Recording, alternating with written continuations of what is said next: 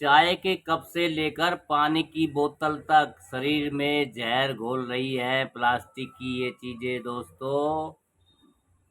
और भैया प्लास्टिक हर चीज में इस्तेमाल की जा रही है भैया। गवर्नमेंट प्रचार तो लंबे चौड़े करती है पर लेकिन ये है कि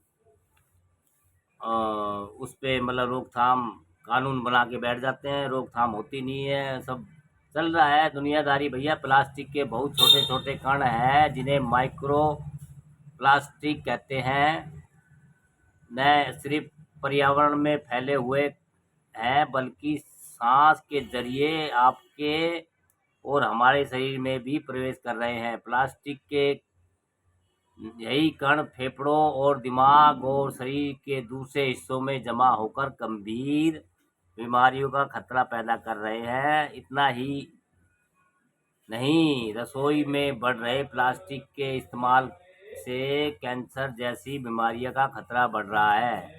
रसोई में खतरनाक प्लास्टिक। एक बार आप अपनी रसोई में नज़र घुमाकर जरूर देखें। मसाले के डिब्बों से लेकर दाल के डिब्बों तक, पानी की बोतल से लेकर बच्चों के टिफिन तक आपको प्लास्टिक ही न जाने कितनी चीज़ें मिल जाएंगी। इन चीज़ों का इस्तेमाल आप बिना किसी हिचक के आसानी से करते हैं। इतना ही नहीं, कुछ लोग तो यूज एंड थ्रो सामान और डिपोजेबल आइटम का इस्तेमाल लंबे समय तक करते हैं। प्लास्टिक ही नहीं, पेपर वाले चाय के कप भी खतरनाक। चाय की दुकान पर जिस चाय को आप प्लास्टिक या पेपर के कप में पीते हैं उसमें भी माइक्रो प्लास्टिक के कण होते हैं। पेपर कप में प्लास्टिक की एक फाइन लेयर चिपकाई जाती है जो गर्म चाय डालते ही चाय में मिक्स होकर आपके पेट में चली जाती है। इसलिए अगर आप भी पेपर या प्लास्टिक के कप का इस्तेमाल करते हैं तो यह खतरनाक हो सकता है दोस्तों। प्लास्टिक से होने वाली बीमारियां हवा में मौजूद माइक्रो प्लास्टिक के कण सांस के जरिए शरीर में प्रवेश कर सकते हैं। यह छोटे कण फेफड़ों में जमा हो सकते हैं जिससे सूजन, जलन, अस्थमा और लंबे समय तक फेफड़ों की बीमारियां हो सकती है। हाल ही में किए गए एक रिसर्च में पता चला है कि ब्लड फ्लो में मौजूद माइक्रोप्लास्टिक सूजन और ऑक्सीडेटिव तनाव का कारण बन सकता है जो धमनियों को सख्त कर देते हैं। ऐसे में हार्ट अटैक, स्ट्रोक, हार्ट से जुड़ी दूसरी बीमारियों का खतरा बढ़ जाता है।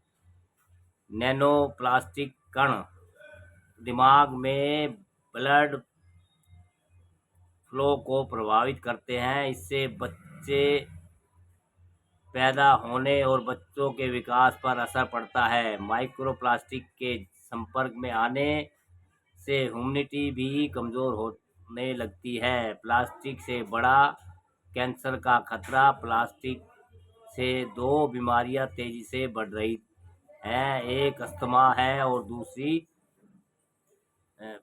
प्लो प्लोमोनरी प्लोमोनरी मनोरी कैंसर प्लोमोनरी कैंसर।